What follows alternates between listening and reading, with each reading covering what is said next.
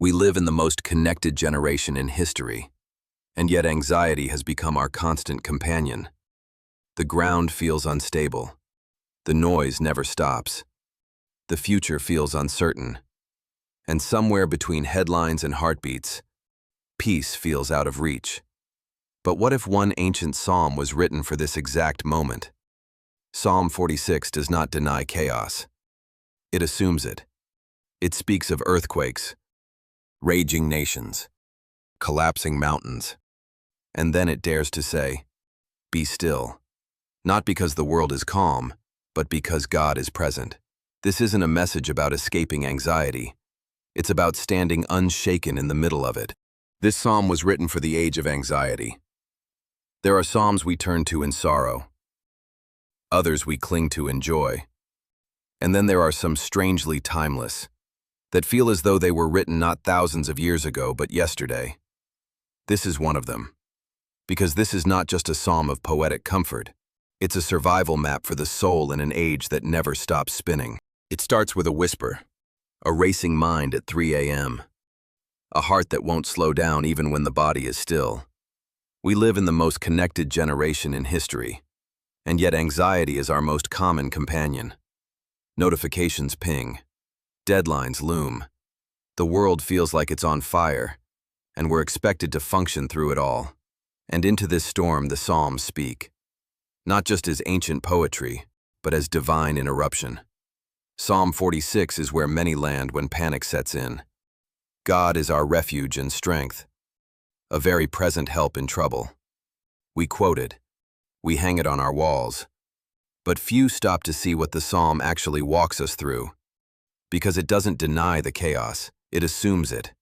And then it tells us what to do when the noise of life becomes deafening. This isn't surface-level inspiration. It's warfare for the soul. The kind that gives you words when your prayers sound like silence. And if we're honest, many of us don't need theories about peace. We need something that can hold us together when everything inside is falling apart. Psalm 46 wasn't written for peaceful times. It was carved out of crisis. It knows what it means to feel unstable. It's not trying to sanitize your struggle. It's speaking directly into it. But we've often lost our ability to feel Scripture before we explain it. We want to interpret the passage before we let it interrupt us. And this psalm? It interrupts. It doesn't start with advice. It starts with presence. God is not just a distant deity. He is near. Not hypothetically, not metaphorically, but very present. The Hebrew here implies proven, always found, ready, like a first responder for the soul. But here's the catch. This kind of refuge doesn't make sense until you are in the middle of collapse. You don't reach for the fortress until the walls are coming down. You don't need a river of peace until your foundations shake. And that's the setup of the psalm. The earth gives way. Mountains fall. Waters roar. Nations rage. Kingdoms crumble.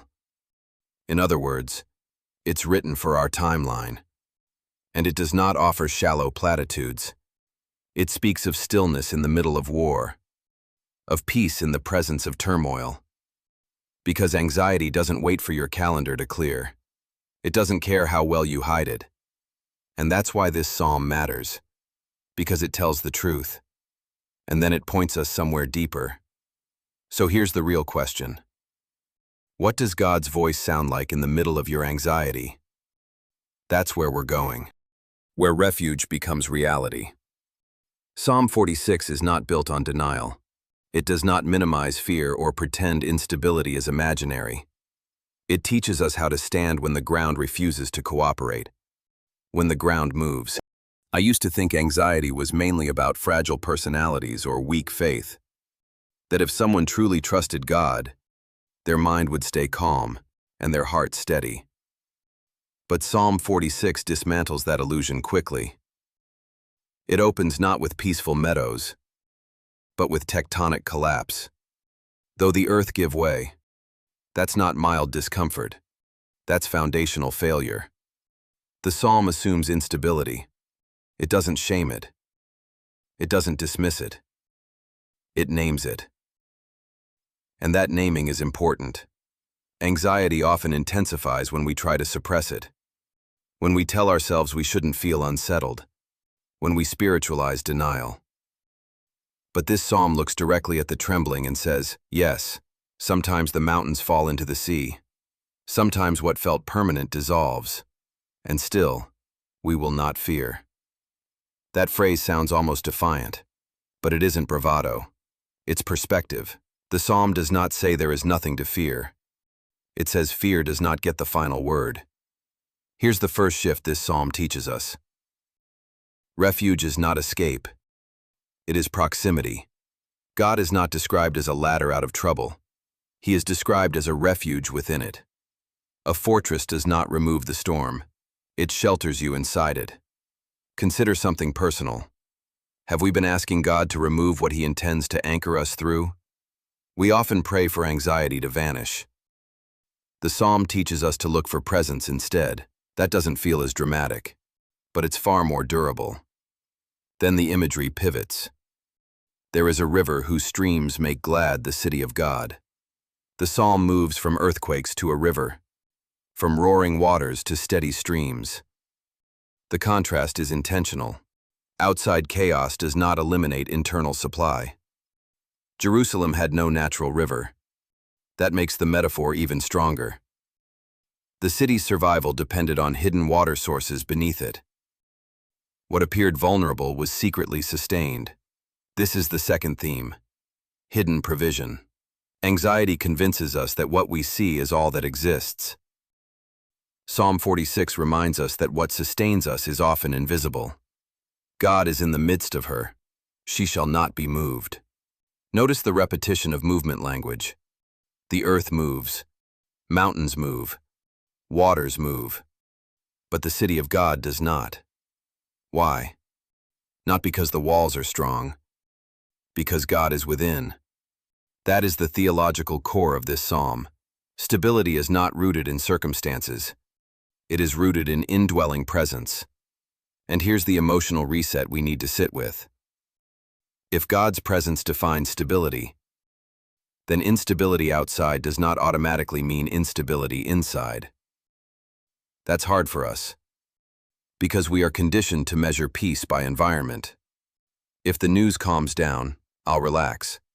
If finances stabilize, I'll breathe. If relationships smooth out, I'll rest. But the psalm reverses the direction. It says peace flows outward from God's nearness, not inward from circumstances. Then comes another line that feels written for our headlines. The nations rage. The kingdoms totter. Global unrest. Political tension. Cultural volatility. The psalmist saw it too. Empires shifted. Borders changed. Threats loomed. And yet the response is simple. He utters his voice. The earth melts. No frantic strategy. No panic-driven response. Just the reminder that God's authority exceeds human chaos. This isn't naive optimism. It's scale correction. Anxiety magnifies threats until they dominate the horizon. Psalm 46 magnifies God until threats shrink to proportion, which leads to the refrain repeated twice. The Lord of hosts is with us. The God of Jacob is our fortress. The Lord of hosts, the commander of armies, the God of Jacob. The covenant. Keeping God who remains faithful to flawed people. Strength and intimacy. Authority and relationship. That pairing is intentional. The one powerful enough to command the cosmos is personal enough to shelter you. And that leads us to the most quoted, most misunderstood line. Be still and know that I am God. Stillness here does not mean silence. It means release. Cease striving. Stop wrestling for control you were never meant to hold. Anxiety thrives on the illusion of control. Psalm 46 invites surrender into sovereignty. And that invitation is not passive. It is courageous. Because in an age of constant motion, stillness feels like rebellion. But perhaps it is exactly what we need. The river, the city, and the voice. Psalm 46 is not random poetry. It is layered architecture. Every image carries weight beneath the surface. The hidden river. The first time I really sat with the image of the river. In Psalm 46, it unsettled me in a way I didn't expect. There is a river whose streams make glad the city of God. That sounds peaceful, almost gentle. But the context around it is anything but. The earth is giving way, mountains are collapsing, nations are raging, kingdoms are tottering, and right in the middle of that, a river. The contrast feels almost unfair. How can there be steady water when everything else is breaking apart? That question matters because anxiety convinces us that peace must wait for quiet. Psalm 46 suggests something different. It places the river in the middle of upheaval, not after it. But here's the deeper symbolic layer. Jerusalem had no visible river like other fortified cities. Its security depended on hidden water systems beneath the surface, sources that enemies could not easily cut off. The psalmist knew that. So when he speaks of a river, he is not describing visible advantage. He is describing unseen supply. Pause for a moment. What if your stability is less about what's visible and more about what's beneath you? Anxiety focuses on what we can see: bills, diagnoses, deadlines, headlines. Psalm 46 pulls our attention downward, to hidden sources, to presence, to provision that doesn't always announce itself loudly. The river is not dramatic. It does not roar. It does not compete with the crashing seas. It flows steadily. And that's the point. We often expect God's help to be as loud as our crisis. But this psalm teaches us that divine stability is often quieter than chaos. Then there is the city itself. God is in the midst of her. She shall not be moved. Notice the deliberate language shift. Everything else is moving. Earth, mountains, waters, nations, kingdoms. But the city, the place of God's dwelling, remains. Why? Not because the walls are invincible, not because the people are strong, because God is present. This introduces a powerful symbolic thread that runs through all of Scripture. The city of God is not ultimately about geography. It is about proximity. It is about God dwelling with His people. The stability of the city flows from the nearness of God. That reframes everything. Because anxiety is often rooted in the fear of abandonment. What if I'm alone in this? What if no one sees? What if I collapse and there's no support? Psalm 46 answers that fear before it fully forms. God is in the midst, not watching from a distance, not observing from above, in the midst. And then comes the voice.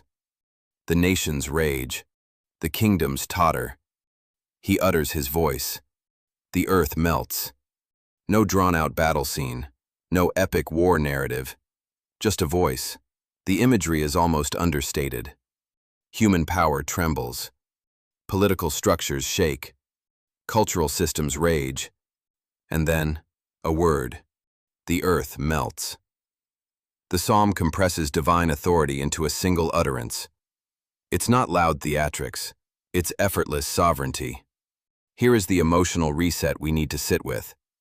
If God's voice can melt the earth, why do we assume He is overwhelmed by what overwhelms us?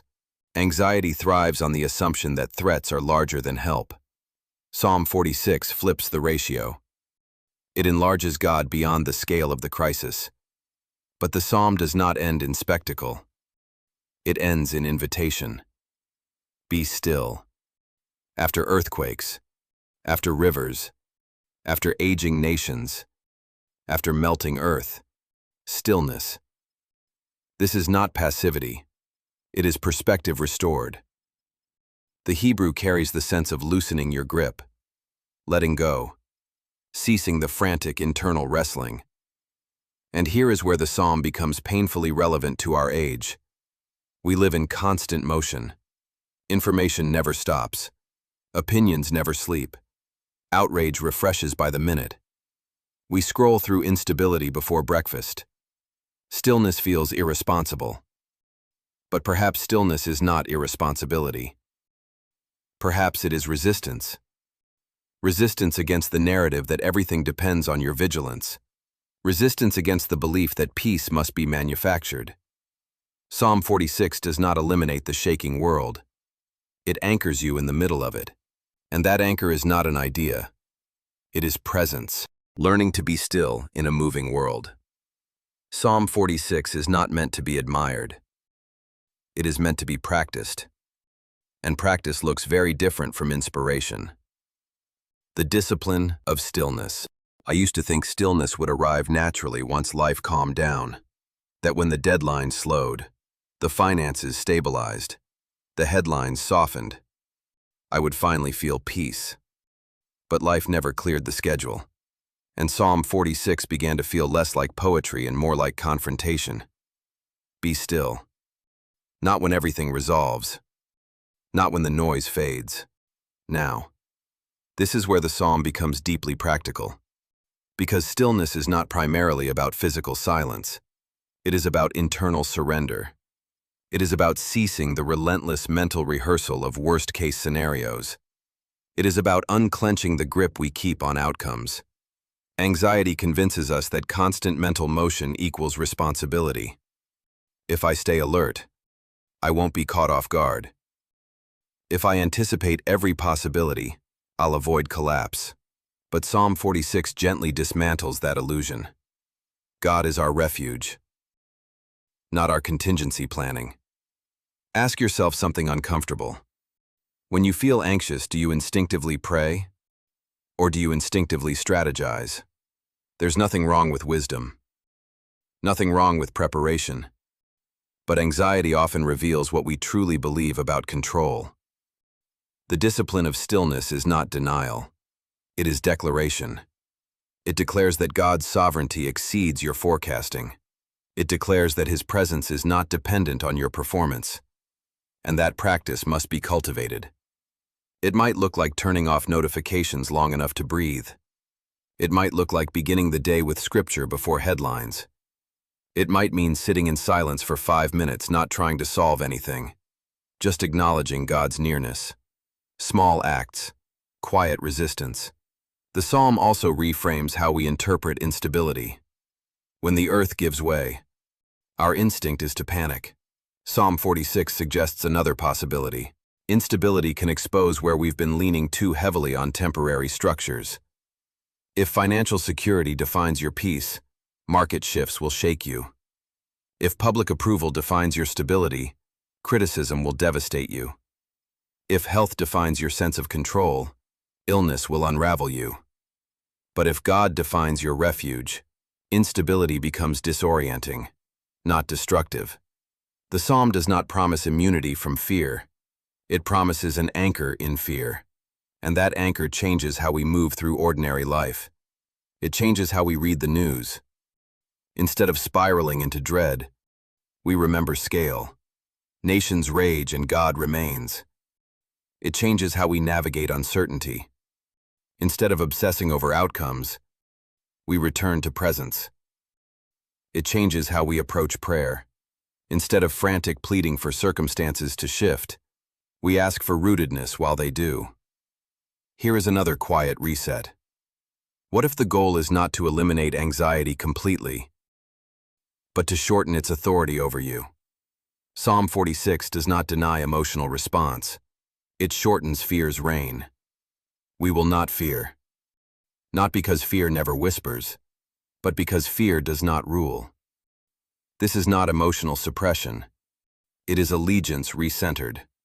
The more we practice stillness, the more we recognize God's nearness in ordinary moments.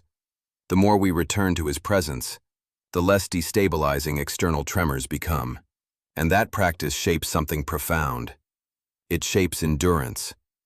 Because this psalm was not written for a single crisis, it was written for recurring instability. And our age is no different. Anxiety may not disappear, but its dominance can.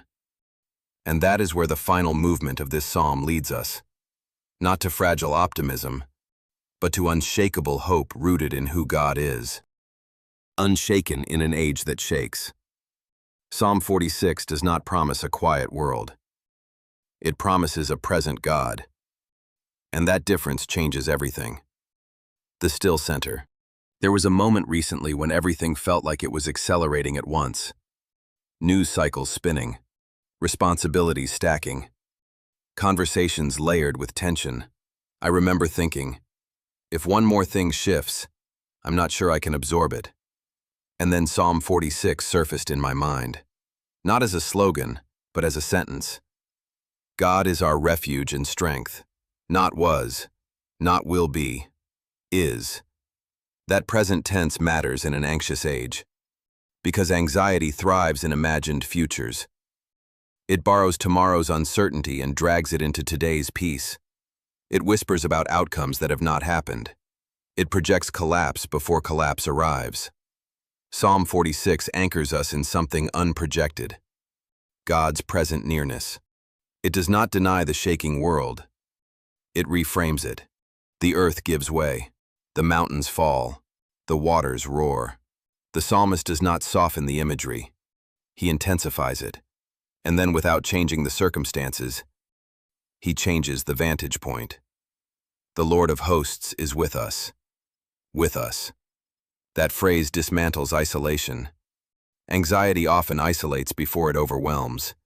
It convinces us that we are alone in the trembling, that no one understands the internal turbulence, that we must manage it quietly. But the psalm repeats its refrain like an anchor dropped deep. The Lord of hosts is with us. The God of Jacob is our fortress. The Lord of hosts, the commander of heavenly armies, authority beyond human systems, power beyond political shifts. The God of Jacob, the God who stays faithful to flawed, anxious, inconsistent people, strength and intimacy held together. And then comes the final invitation. Be still and know that I am God. Not because the world has calmed, but because he has not changed. This is where the psalm moves from diagnosis to decision. Stillness is not passive. It is a choice, a daily, sometimes hourly decision to return your mind to God's sovereignty. When it drifts into catastrophic imagination, it is the decision to stop rehearsing worst-case scenarios and start rehearsing truth. What if your anxiety is not proof that God is absent, but an invitation to experience him more deeply? Psalm 46 was not written for people who had everything under control. It was written for people who felt the ground move beneath them. And it does not shame them for feeling it. It teaches them how to stand in it. It teaches them to look for the hidden river, to remember that unseen provision sustains what visible chaos threatens, to hear the voice that melts empires, to practice stillness in motion, to let God define stability instead of circumstances. This psalm does not eliminate trembling. It establishes a center that does not tremble. And in an age of constant anxiety, that may be the most radical promise of all. You may not be able to stop the mountains from shaking. You may not be able to quiet the nations. You may not be able to control the headlines. But you can return to refuge. You can practice stillness. You can choose to anchor your mind to the God who does not move when everything else does. This psalm was not written for a peaceful generation. It was written for ours.